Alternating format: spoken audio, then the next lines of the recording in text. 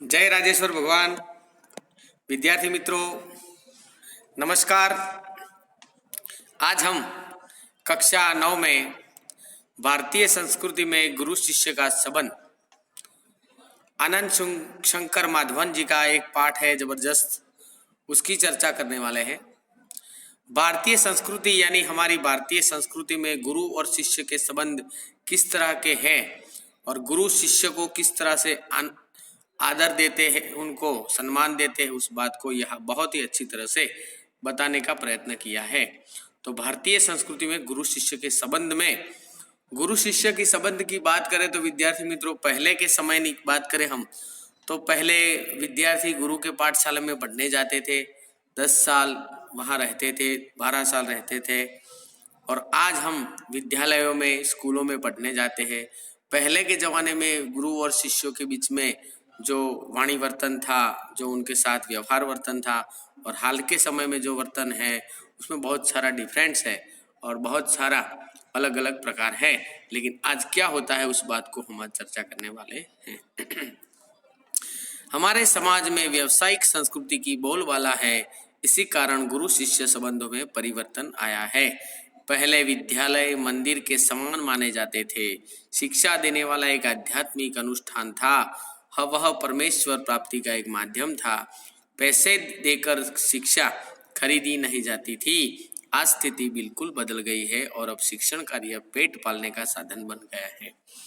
विद्यार्थी मित्रों पहले की बात करें तो पहले जो शिक्षा थी उसमें गुरु के पास विद्या लेने के लिए जाते थे और फिर वहाँ पर जो मंदिर माना जाता था, विद्यालय मंदिर माना जाता था, वहाँ कोई पैसों की देने की, पैसों के भाव वैसी कोई बातें नहीं थी। आज एक शिक्षा पैसे देकर खरीदी जाती है, क्योंकि वहाँ से पैसे देने से वो विद्यालयों का खर्चा, शिक्षकों का खर्चा सब करना पड़ता है। इसीलिए पहले के ज़माने में ऐसा नहीं था, लेकिन आज स्थिति बिल्कुल बदल गई है, परिवर्तन है। तो आज विद्या को पेट पालने का साधन बन गया है। जिसे भारतीय संस्कृति कहा जाना चाहिए वह भारतीय मानस स्थिति से क्रियाशील नहीं है। आज एक प्रकार की अव्यवस्थित व्यावसायिक संस्कृति व्याप्त है, जिसकी जड़ शायद यूरोप में है। यूरोप में जो शिक्षण कार्य पहले चलता था वैसा अब आज भारत में हो गया है। भारतीयों के सार्वजनिक व्यवहार में गुरु शिष्य का संबंध भी तदनुरूप परिवर्तन हो गया है। यहाँ गुरु वेतन भोगी नहीं होते थे और न शिष्य ही शुल्क देना पड़ता था। पहले के जमाने में बात करें तो शिष्यों को किसी भी तरह का वेतन देना नहीं पड़ता था, पैसा देना नहीं पड़ता था, आज देना पड़ता है। शिक्षणालय एक प्रकार के आश्रम अथवा मंदिर के समान थे। गुरु को साक्षात परमेश्वर ही समझा जाता था और विद्यार्थी भी पहले के जमाने में गुरु को परमेश्वर के समान मानते थे। शिष्य पुत्र से अधिक प्रिय होते थे और गुरु को भी अपने विद्यार्थी अपने पुत्र से भी ज़्यादा प्रिय होते थे। यहाँ सम्मान मिलना ही शक्ति पाने का रहस्य है। प्राचीन काल में गुरु की शिक्षादान क्रिया उनका आध्यात्मिक अनुष्ठान थी। परमेश्वर प्राप्ति उनका एक माध्यम था। वह आज पेट पालने का जरिया बन गई है। पहले के समय में बात करें तो विद्यार्थी मित्रों, शिक्षक अपने विद्यार्थियों को अपने पुत्र के समान, अपने बेटे के समान, बेटी के समान रखते थे। आज के ज़माने में ऐसा नहीं है। आज के ज़माने में पैसे से ही व्यापार होता है शिक्षण का, और वो सब हमारी नज़र के सामने होता रहता है। प्रारंभ में विवेकानंद को भारत में महत्वपूर्ण स्थान प्राप्त नहीं हुआ, पर जब उन्होंने अमेरिकन नाम कमा लिया तो भारतवासी दौड़े मालाएं लेकर स्वागत करने। विद्यार्थी मित्रों, हम स्वामी विवेकानंद की बात करें तो स्वामी विवेकानंद जब भारत में थे तब तक उनको कोई नाम नहीं मिला था, उनको कोई प्रोत्साहन नहीं मिला था। लेकिन वो अमेरिका गए और अमेरिका से उनको प्रोत्साहन मिला तो लोग वो आए तो भारतवासी सब उनको मालाएं लेकर स्वागत करने के लिए दौड़े। रविंद्रनाथ ठाकुर को भी नोबेल पुरस्कार मिला तो बंगाली लोग दौड़ गए राग आलापते हुए, अमादेर ठाकुर हमादेर सपूत। रविंद्रनाथ ठाकुर को भी बंगाल को पहले पता नहीं था कि हमारा एक ऐसा सपूत है, लेकिन जब उनको नोबेल पुरस्कार मिला तो सब लोग दौड़ने लगे कि हमारा ठाकुर है, हमारा सपूत है। दक्षिण भारत में कुछ समय पहले तक भरतनाट्यम और कथकली को नहीं पूछता था, पर जब विदेश में मान मिलने लगा तो आश्चर्य से भारतवासी सोचने लगे हमारी संस्कृति में इतनी अपूर्व चीजों भी बड़ी पड़ी है। क्यों? यहाँ के लोगों को अपनी खूबसूरती नजर नहीं आती, मगर पराये का सौंदर्य देखकर मोहित हो जाते हैं। जिस देश में ज्ञान पाने के लिए मैक्सुलर ने जीवन भर प्रार्थना की, उस देश में निवासी आज जर्मनी और विलायत जाना स्वर्ग जैसा मानते हैं। ऐसे लोगों को प्राचीन गुरु शिष्य संबंध की महिमा सुनाना गधे को गणित सिखाने की व्यर्थ प्रयास भी हो सकता है। विद्यार्थी मित्रों, पहले के जमाने में बात करें तो भारत एक सोने की चिड़िया कहा जाता था, रुचियों का देश माना जाता था, वेदों का देश माना जाता था। लेकिन हमारे देशवासियों को पता नहीं है कि हमारा देश कितना आगे बढ़ा हुआ है।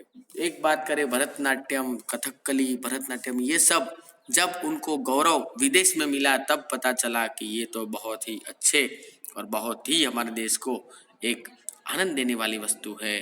तो ऐसी बातों को जब हमारे देश में प्रोत्साहन नहीं मिलता और विदेशों में जब उसकी नाम होती है तब पता चलता है कि नहीं नहीं नहीं, हमारा देश तो बहुत गौरवशाली, हमारी वस्तुएं बहुत गौरवशाली है।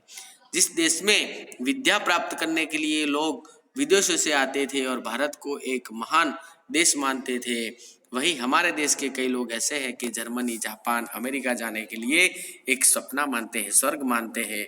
तो उनको ये बात बतानी, हमारे देश के प्रति बात बतानी, ये गधे को गणित सिखाने की बात यहाँ बताई गई है। एक बार सुप्रसिद्ध पहलवान गामा मुंबई आए। उन्होंने विश्व के सारे पहलवानों को कुश्तों में चैलेंज दिया। अखबारों में यह समाचार प्रकाशित होते ही एक पारसी पत्रकार ने उत्सुकता उनके निकट पहुंचकर उनसे पूछा, साहब, विश्व के किसी भी पहलवान से लड़ने के लिए आप तैयार हैं तो आप अपने अमुक शिष्य से ही लड़कर विजय प्राप्त करके दिखाओ। गामा आजकल के शिक्षा क्रम में रंगे नहीं थे, इसलिए इन्हें इन शब्दों ने हैरान कर दिया। आंखें फाड़कर उस पत्रकार का चेहरा ताकते ही रह गए। बाद में धीरे से कहा, भाई साहब, मैं हिंदुस्तानी हूँ, हमारा अपना एक निजी रहन सहन है, शायद इससे आप परिचित नहीं हैं। जिस लड़के का आपने नाम लिया वह मेरे पसीने की कमाई है, मेरा खून है और मेरे बेटे के से भी ज़्यादा प्यार है। इससे मुझे कोई फर्क ही नहीं, कुछ नहीं है। मैं लड़ा या वह लड़ा, दोनों बराबर ही होगा। हमारी इस परंपरा को आप समझने की चेष्टा कीजिए। हम लोगों को वंश परंपरा से शिष्य परंपरागत अधिक प्रिय है। ख्याति और प्रभाव से हम सब यह चाहते हैं कि अपने शिष्यों से कम प्रभावी रहे, यानी हम यह चाहेंगे कि संसार में जितना नाम मैंने कमाया उससे कहीं अधिक मेरे पिता कमाए। मुझे लगता है आप हिंदुस्तानी नहीं हैं। विद्यार्थी मित्रों, हमारे हमारे देश में ही एकदम उत्तम व्यक्ति है, नामचीन व्यक्ति है, लेकिन हमें उनकी कोई गुजारिश नहीं होती। और जब वो विदेश में जाकर नाम करते हैं तो हमें बहुत गौरव होता है। तो ये बातें जब शिक्षक और अपने गुरु को शिष्य बहुत महानता देता है, बहुत ही गौरव देता है और हाल के समय में भी गौरव मिलता है। लेकिन कई बार कुछ विदेशी संस्कृति की जो चीज़ें हैं उस विद्यार्थी को गुरु के प्रति आदर सम्मान करने में थोड़ी बाधा ला कर देता है। तो विद्यार्थी मित्रों, हमें भी शिक्षक का सम्मान करना चाहिए। और ये जो पहलवान की बात कही, पहलवान ने कहा नहीं, वो मेरे शिष्य है, मेरे गुरु है, उनके सामने लड़ना तो नहीं, मैं उनकी बराबरी नहीं कर सकूंगा, दोनों मेरे बराबर है। वैसी बातों को हमें ध्यान में रखना है। भारत में गुरु शिष्य का संबंध वह भव्य एक साधुओं, पहलवानों, संगीतकारों में थोड़ा बहुत ही सही पाया जाता है। भगवान रामकृष्ण वर्षों योग्य शिष्य को पाने के लिए प्रयत्न करते रहे। उनके जैसे व्यक्ति को भी उत्तम शिक्षक के लिए रोचक प्रार्थनाएं करनी पड़ी थी। इसे समझा जा जाता है कि भगवान राम, भगवान कृष्ण, उन्होंने भी भगवान का अवतार होते हुए भी उन्होंने गुरु बनाए थे और गुरु के पास शिक्षा ली थी। इसे समझा जा सकता है कि एक गुरु के लिए उत्तम शिष्य कितना महंगा और महत्वपूर्ण है। इसीलिए शिक्षक के लिए गुरु और गुरु के लिए शिक्षक महंगा और महत्वपूर्ण होता है। संतान प्राप्ति वर्ग उन्हें दुख नहीं देना चाहता, पर बगैर शिष्य के रहने के लिए वे एकदम तैयार नहीं होते। इस संबंध में भगवान ईसा का एक कथन सदा स्मरणीय है। उन्होंने कहा था, मेरा अनुयायी लोग मुझसे कहीं अधिक महान है और उनकी जुतिया होने की योग्यता भी मुझ में नहीं है। यही बात है गांधी जी गांधी जी बनने की क्षमता जिनमें है उन्हें गांधी जी अच्छे लगते हैं और वे ही उनके पीछे चलते हैं। विवेकानंद सिर्फ उन्हें पसंद आएंगे जिनमें विवेकानंद बनने की अद्भुत शक्ति निहित नहीं है।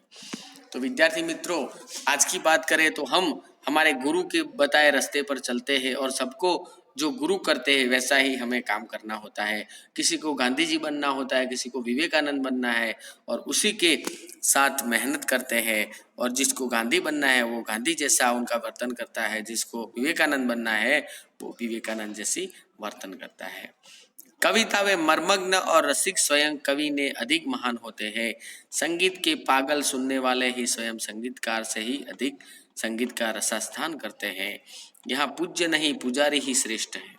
यहाँ सम्मान पाने वाले नहीं सम्मान देने वाले महान हैं। स्वयं पुष्प कुछ नहीं है, पुष्प का सौंदर्य उसे आने वाली दृष्टि में ही देता है। दुनिया में सब कुछ नहीं है, जो कुछ भी है हमारी चाह में हमारी दृष्टि में है।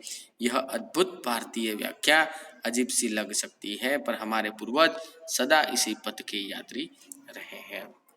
हमारे पूर्वजों को एक पता है कि हम भारत देश के वासी हैं, इसीलिए यहाँ सबको पूज्य नहीं बनना पुजारी बनना है। यहाँ स्वयं एक एक अलग सी भावनाएं रखनी है, वैसी बातें यहाँ पर कवि ने की है। उत्तम गुरु में जाति भावना भी नहीं रहती। कितने भी मुसलमान पहलवानों के हिंदू चले हैं और संगीतकारों के मुसलमान शिष्य रहे हैं। विद्यार्थी मित्रों, हम बात करें तो एक शिक्षा संगीत की बात करें तो संगीत की दुनिया में, क्रिकेट की दुनिया में, खेल की दुनिया में हर एक व्यक्ति का अलग अलग चेला होता है। कोई मुसलमान होता है गुरु तो उसका चेला हिंदू होता है, हिंदू गुरु होता है तो उसका चेला मुसलमान होता है। तो कई बार संगीतकारों में भी मुसलमान शिष्य है और मुसलमान गुरुए भी है। यहाँ परख गुण की, साधना की और प्रतिभा की होती है। भक्ति और श्रद्धा की ही कीमत है, न कि जाति संप्रदाय आचार विचार या धर्म की। तो गुरु और शिष्य में कभी जाति संप्रदाय धर्म ऐसी भावनाएं नहीं होती है। उसमें एक जो श्रद्धा होती है, प्रतिभा होती है, गुण होते हैं, साधना होते हैं, उसकी ही बात महत्वपूर्ण होती है। मुझे क्या लिखाया था एक विद्वान मुसलमान ने, उन्होंने कभी नहीं सोचा कि यह हिंदू है न मुसलमान बनना चाहिए। पुराने जमाने में मौलवी लोग बड़े बड़े रामायणी होते थे और आज देहातों में भरत मियाँ, रंजित मियाँ आदि अधिक संख्या में दिखाई देते हैं। तो पुराने जमाने की बात करें तो रहीम जी, कबीर जी, ये रहीम थे और मुसलमान थे लेकिन उन्होंने भी दोहे रचे हैं। कबीर जी हिंदू थे लेकिन एक वैष्णव थे तो भी उन्होंने दोहे रचे हैं। तो आज के ज़माने में जो भेद है वैसे भेद पहले के ज़माने में नहीं थे। आज के गुरु भी सिर्फ सेवा लेने के ही चतुर है, देने में नहीं। सेवा देनी है वो भाव नहीं होता, लेने में होता है। उपनिषदों में आचार्यों ने कहा है कि सेवा देने की चीज है, लेने की नहीं। सेवा लेने के अधिकारी बच्चे, रोगी, असहाय और वृद्ध बच्चों को परमेश्वर का ही मूर्त रूप समझा जाया है। सेवा रूपी पूजा से उनकी शक्ति को प्रज्वलित करने की क्षमता और सहायता रखने वाला ज्ञानी और तपस्वी पुरोहित आजकल गुरु नहीं रह गए। किसी भी देव मंदिर की मूर्ति की शक्ति उतनी मात्रा तक ही संभव है जितनी मात्रा तक उनके पुजारी की भावना और निर्भय भावना होती है। तो विद्यार्थी मित्रों, आज के जो गुरु शिष्य के संबंध के बारे में हमें इतना याद रखना है कि गुरु शिष्य, गुरु गुरु होता है, शिष्य शिष्य होता है। गुरु की जो भावना होती है शिष्य को आगे बढ़ाने की, और शिष्य की भावना ऐसी होती है कि गुरु जैसे गुण अपने अंदर डालने की। तो विद्यार्थी मित्रों, पहले के ज़माने में जो गुरु शिष्य के संबंध थे, आज के ज़माने में कैसी भावना है, पहले ज़माने में क्या होता है, ये सब आइए पाठ और वीडियो को देखना है और पाठ को 2 बार पढ़ना है और उसको समझ लेना है। शब्दार्थ का भी हमें बहुत डीप में समझना है। मुहावरे में है, गणित गधे को गणित सिखाना यानी व्यर्थ प्रयास करना। ताकते रहना यानी आश्चर्य से देखते ही रहना। पसीने की कमाई यानी कठिन मेहनत परिश्रम का फल। रंग जाना यानी किसी भी काम में निर्मग्न हो जाना। इस बात को यहाँ पर मुहावरे के द्वारा हमें समझना है। तो विद्यार्थी मित्रों, आज हम भारतीय संस्कृति में गुरु शिष्य का संबंध जो आनंद शंकर माधवन जी ने बनाया है, उस पाठ को आपको एक बार वीडियो देखना है और उसको 2 बार पढ़ना है विषय वस्तु को समझना है, गुरु शिष्य को भाव, गुरु शिष्य के बारे के संबंध वो भी आपको समझने हैं। पाठ के स्वाध्याय के प्रश्नोत्तर, व्याकरण अपनी नोटबुक में स्वच्छ अक्षरों से लिखना है और गुरु शिष्य के संबंध के बारे में आजू बाजू से अपने घर के जो व्यक्ति है उनके द्वारा से भी हमें माहिती एकत्र करनी है और समझना है। भारतीय संस्कृति में गुरु शिष्य का संबंध इसीलिए कहा गया है मातृदेवो भव, पितृदेवो भव, गुरु देवो भव, अतिथि देवो भव, आचार्य देवो भव। तो हमें आचार्य और गुरु की देव मानना है। माता पिता की जितना सम्मान करते हैं उतना सम्मान हमें गुरु का भी करना है और आगे जाना है। तो विद्यार्थी मित्रों, आज इस पाठ को आपको समझना है, तैयार करना है और समझकर अपनी नोटबुक में स्वाध्याय, व्याकरण सब कुछ लिखना है और समझ प्रदान करनी है। तो इस पाठ को मैंने आपको बताया, सचमुच मुझे आशा है कि आपको याद रहा होगा। भारतीय संस्कृति में गुरु शिष्य के संबंध किस प्रकार है उस भाव को आपको समझना है। जय राजेश्वर भगवान, जय राजा राम।